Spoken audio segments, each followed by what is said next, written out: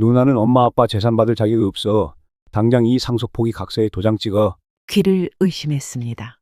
방금 부모님 영정 앞에서 목 놓아 울던 제 막내 동생 내외의 입에서 나온 말이었습니다. 장례식장 한 구석, 슬픔에 잠긴 조문객들 사이에서 저는 세상에서 가장 잔인한 말을 듣고 있었습니다. 평생을 부모님께 헌신하고 동생들 뒷바라지한 대가가 겨우 이거란 말입니까? 온몸에 피가 차갑게 식는 기분이었습니다.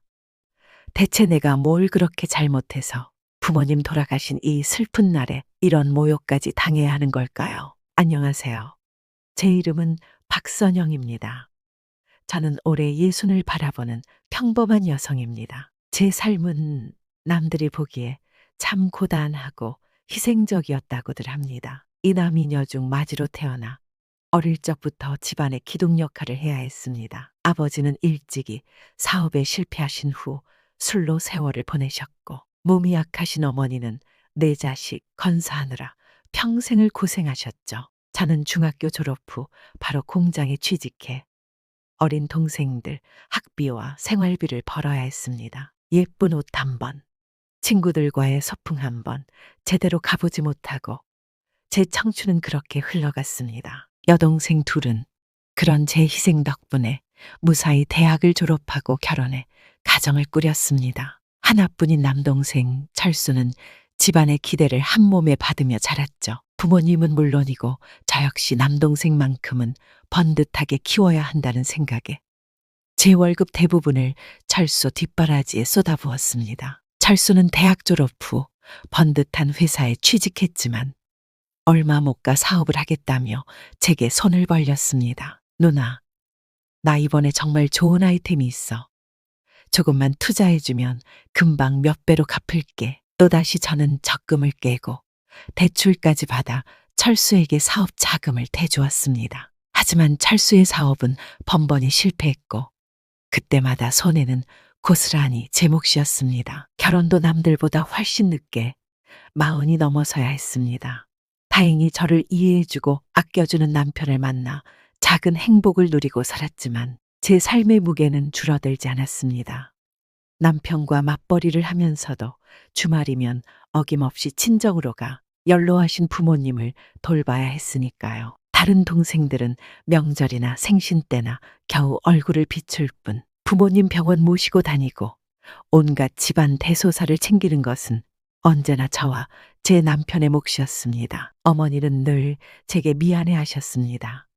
선영아, 너한테만 너무 무거운 짐을 지우는 것 같아 평생 미안하다. 네 덕에 동생들이 저렇게 사람 구실하고 사는 건데, 특히 철수, 저놈은 누나 은혜를 알아야 할 텐데. 어머니는 한숨을 쉬며 말씀하시곤 했죠. 저는 그때마다 엄마, 괜찮아요. 제가 맞으니까 당연히 해야 할 일인데요. 동생들이 잘 사는 게 제 기쁨이에요. 라고 애써 웃으며 어머니를 안심시켜 드렸습니다. 속으로는 서운함이 왜 없었겠습니까? 하지만 그게 제 운명이라 생각하며 묵묵히 제 길을 걸어왔습니다. 그런데 몇 년 전 아버지가 돌아가시고 얼마 지나지 않아 어머니마저 병석에 누우셨습니다. 치매 초기 증상까지 보이셔서 잠시도 눈을 뗄 수가 없었죠. 저는 결국 다니던 직장마저 그만두고 어머니 간병에 매달렸습니다. 다른 동생들에게 도움을 청했지만 다들 이런저런 핑계를 대며 책임을 회피했습니다. 둘째 여동생은 언니, 미안해. 우리 애들 아직 어리고 나도 일해야 해서 시간이 없어. 셋째 여동생은 형편이 어려워서 간병 도우미 비용 보태는 것도 힘들어. 언니, 라며 발을 뺐습니다. 남동생 철수는 아예 연락조차 피했죠. 결국 어머니의 마지막 몇 년은 온전히 저와 제 남편의 간병으로 채워졌습니다. 잠 못 자고 식사 제대로 못 챙겨 먹는 날이 부지기수였고 제 몸도 말이 아니게 망가져갔습니다.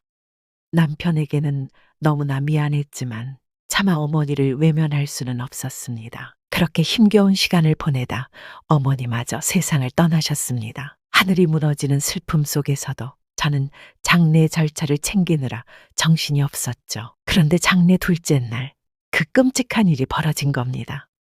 잠시 조문객이 뜸한 틈을 타 막내 동생 철수가 올케와 함께 저를 장례식장 구석으로 불러냈습니다. 무슨 할 말이 있나 싶어 따라갔더니 다짜고짜 서류 봉투 하나를 내밀더군요. 누나, 이거 읽어보고 여기 도장 찍어.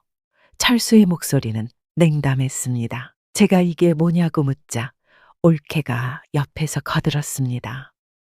상속포기 각서예요, 형님. 어차피 형님은 그동안 부모님께 받은 것도 많고 저희가 앞으로 제사도 모셔야 하잖아요. 그러니까 형님은 재산 욕심 내시면 안 되죠. 어이가 없어서 말이 나오지 않았습니다. 받은 게 많다니요. 평생을 퍼주기만 했는데 제사를 핑계 대다니요. 그동안 부모님 생사에도 무관심했던 것들이 제가 아무 말 없이 노려보자 철수가 버럭 소리를 질렀습니다. 언니는 엄마 아빠 재산 받을 자격 없어. 어차피 시집 가서 잘 살고 있잖아. 이 집 재산은 대를 이을 내가 받아야지. 당장 도장 찍으라고. 순간 제 머릿속에 무언가가 끊어지는 것 같았습니다. 슬픔과 분노가 뒤엉켜 온몸이 부들부들 떨렸습니다. 평생 억눌러왔던 감정이 폭발했습니다. 뭐? 자격? 내가 자격이 없어? 이 철면피 같은 놈아. 너 대학 보내고 사업 자금 대주느라 내 청춘 다 바친 건 기억도 안 나니? 내가 실패할 때마다 내 빚 갚아주느라 내 허리가 휘었던 건 부모님 아프실 때 너희 코빼기도 안 비치다가 돌아가시자마자 재산 욕심부터 내는 게 사람이야? 이 집 재산을 내가 왜 받아? 이 집을 지킨 건 나야. 그리고 옳게. 당신이 뭔데 나서서 이래라 저래라야. 당신 우리 부모님한테 해준 게 뭐가 있다고. 제 고함 소리에 주변 사람들이 웅성거리기 시작했습니다. 다른 동생들도 놀라서 달려왔죠. 상황을 파악한 둘째, 셋째 여동생은 오히려 저를 말렸습니다. 언니 왜 그래? 장례식장에서 이게 무슨 추태야? 일단 조용히 하고 나중에 얘기하자. 맞아 언니. 철수 말이 아주 틀린 건 아니잖아. 그래도 장남인데 동생들의 말은 제 가슴에 더 큰 비수를 꽂았습니다. 아, 이들도 결국 철수와 한패였구나. 나 혼자만 바보였구나. 처절한 배신감이 온몸을 휘감았습니다. 그때 평소 조용하기만 했던 제 남편이 나섰습니다. 제 앞을 막아서며 낮고 단호한 목소리로 말했죠. 처남, 그리고 처제들. 지금 이게 무슨 경우입니까? 어머님 돌아가신 지 얼마나 됐다고 상속 문제로 큰 소리입니까? 그리고 당신들이 선영 씨한테 어떻게 이럴 수 있습니까? 선영 씨가 평생 이 집안을 위해 어떻게 희생했는지 당신들 눈에는 안 보입니까? 상속 포기 각서? 이건 절대 안 됩니다. 아니, 오히려 당신들이 선영 씨에게 미안해하고 감사해야 할 판에 이게 무슨 짓입니까? 당장 그 각서 치우지 않으면 내가 가만히 있지 않겠습니다. 남편의 예상치 못한 강경한 태도에 동생들과 올케는 잠시 주춤했습니다. 하지만 철수는 금방 다시 악을 썼습니다. 매형은 빠지세요. 이건 우리 집안 일입니다. 누나가 동의 안 하면 소송까지 갈 겁니다. 저는 그 자리에서 실신할 것 같았습니다. 소송이라니. 평생 가족을 위해 살아온 내게 돌아온 것이 고작 이런 끔찍한 현실이라니. 결국 그날 장례식은 엉망이 되었고 저는 몸져 눕고 말았습니다. 며칠을 앓고 난 뒤 저는 변호사를 찾아갔습니다. 더 이상 당하고만 있을 수는 없었습니다. 내 권리는 내가 찾아야 했습니다. 변호사는 제 이야기를 듣더니 일단 부모님의 유언장이 있는지 확인해 보자고 했습니다. 만약 유언장이 없다면 법정 상속 비율에 따라 나누게 될 것이고 제가 부모님 간병에 기여한 부분, 기여분을 인정받을 수 있다고 했습니다. 하지만 동생들이 상속 포기 각서를 들이밀 정도라면 분명 무언가 믿는 구석이 있을 것이라며 신중하게 접근해야 한다고 조언했습니다. 며칠 후 철수 측 변호사로부터 연락이 왔습니다. 부모님이 남기신 유언장이 있다는 것이었습니다. 그것도 모든 재산을 철수에게 상속한다는 내용의 자필 유언장이었습니다. 하늘이 무너지는 기분이었습니다. 어머니가 저에게 늘 미안해 하셨는데 어떻게 이런 유언장을 남기실 수 있었을까요? 아버지도 돌아가시기 전에는 제게 늘 고맙다고, 네 덕에 산다고 말씀하셨는데 믿을 수가 없었습니다. 저는 변호사와 함께 유언장을 확인하러 갔습니다. 틀림없는 어머니의 필체였습니다. 유언장의 내용은 충격적이었습니다. 모든 부동산과 예금은 아들 박철수에게 상속한다. 딸들은 이미 출가 외인이니 재산을 분배하지 않는다. 마지막 문장은 제 가슴을 후벼 팠습니다. 어머니가 정말 이런 생각을 하고 계셨다니. 평생의 희생이 물거품처럼 느껴졌습니다. 철수 내외는 의기양양한 표정으로 저를 비웃는 듯 했습니다. 하지만 변호사는 유언장을 꼼꼼히 살펴보더니 고개를 갸웃했습니다. 박선영 씨, 이 유언장 뭔가 좀 이상합니다. 작성 날짜가 어머니께서 치매 진단을 받으신 지 얼마 안 된 시점이군요. 그리고 필체는 어머님 것이 맞는 것 같지만 군데군데 부자연스러운 부분이 보입니다. 혹시 어머니께서 이 유언장을 작성하실 때 온전한 정신 상태셨는지 확인할 필요가 있겠습니다. 변호사의 말에 희미한 희망이 보였습니다.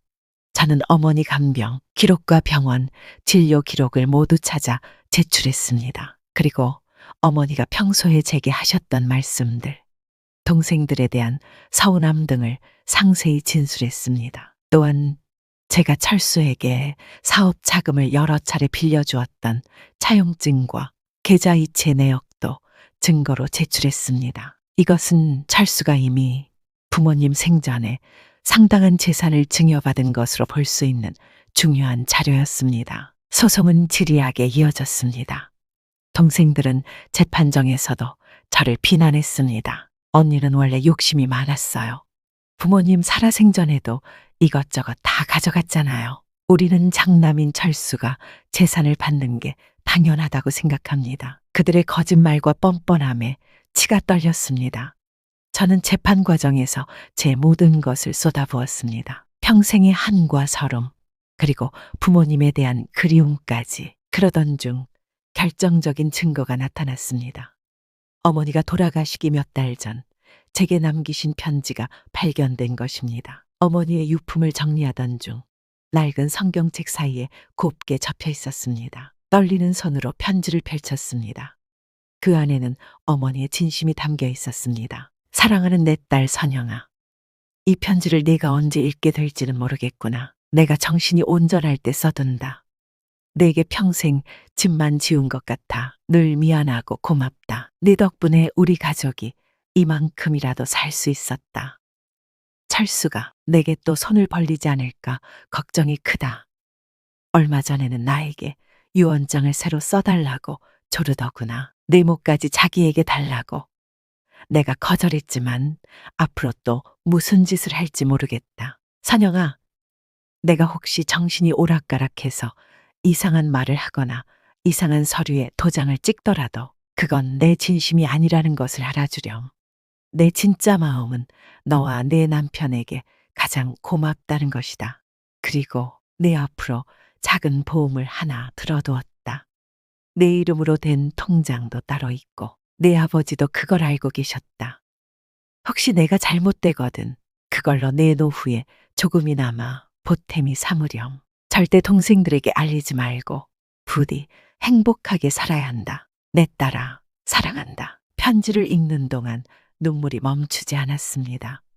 어머니, 제 마음을 다 알고 계셨던 겁니다. 철수가 유언장을 강요했다는 사실과 저를 위해 따로 재산을 남겨주셨다는 것까지. 어머니의 깊은 사랑에 가슴이 미어졌습니다. 이 편지는 어머니가 철수에게 강요받아 유언장을 작성했을 가능성을 강력하게 시사하는 증거이자 어머니의 진정한 의사를 보여주는 결정적인 자료였습니다. 저는 즉시 이 편지를 변호사에게 전달했습니다. 변호사는 편지 내용과 필적 감정, 그리고 어머니의 치매 진행 상태 등을 종합하여 유언장, 무효 소송에 더욱 박차를 가했습니다. 또한 어머니가 제 이름으로 남겨두신 보험과 통장의 존재를 확인하여 상속재산 목록에 포함시키도록 했습니다. 마지막 재판날, 저는 어머니의 편지를 법정에서 직접 읽었습니다. 제 목소리는 떨렸지만 한 글자 한 글자 힘주어 읽어 내려갔습니다. 방청석에 앉아있던 동생들과 철수 내외의 얼굴은 하얗게 질려갔습니다. 특히 철수가 유언장을 써달라고 졸랐다.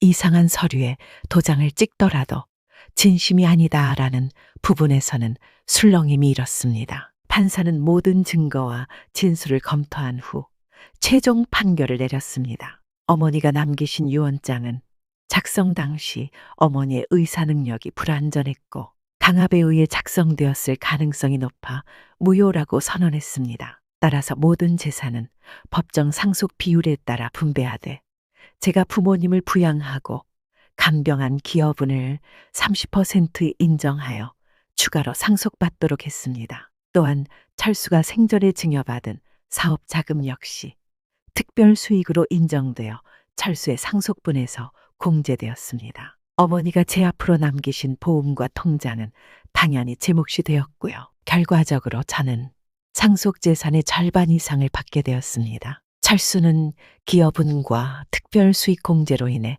아주 적은 액수만 상속받게 되었고 여동생들도 법정 상속분만 받게 되었습니다.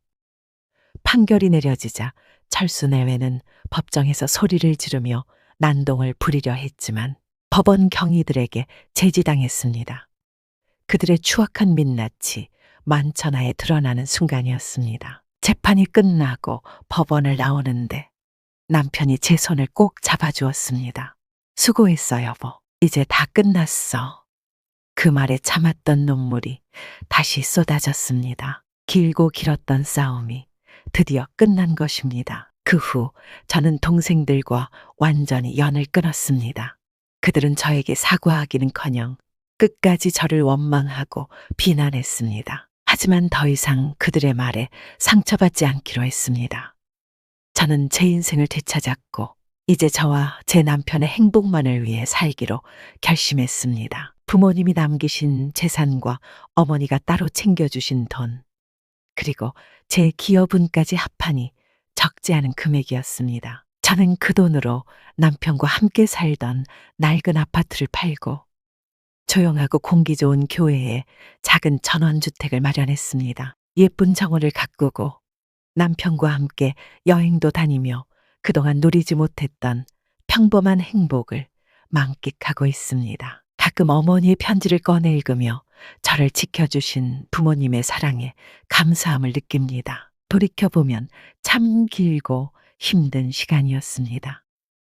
가족이라는 이름 아래 너무나 많은 것을 참고 희생하며 살았습니다. 하지만 그 끝에는 더 큰 배신과 상처가 기다리고 있었죠. 만약 제가 그때 용기를 내어 제 권리를 찾지 않았다면 저는 평생을 후회와 원망 속에서 살았을지도 모릅니다. 어머니의 편지가 아니었다면 결과는 달라졌을 수도 있었겠죠. 하지만 그 편지를 발견할 수 있었던 것도 어쩌면 평생을 바쳐 헌신했던 제 삶에 대한 하늘의 작은 보상이 아니었을까 생각해 봅니다. 혹시 지금 이 순간에도 저처럼 가족이라는 이름에 묶여 부당한 희생을 강요당하고 계신 분들이 있다면 이제는 자신을 위해 목소리를 내시라고 말씀드리고 싶습니다. 효도와 헌신도 중요하지만 그 전에 나 자신을 지키는 것이 먼저입니다. 때로는 냉정하게 현실을 직시하고 내 권리를 당당하게 주장하는 용기가 필요합니다. 여러분의 인생은 그 무엇과도 바꿀 수 없는 소중한 것입니다. 부디 저처럼 뒤늦게라도 여러분의 행복을 되찾으시길 진심으로 응원합니다.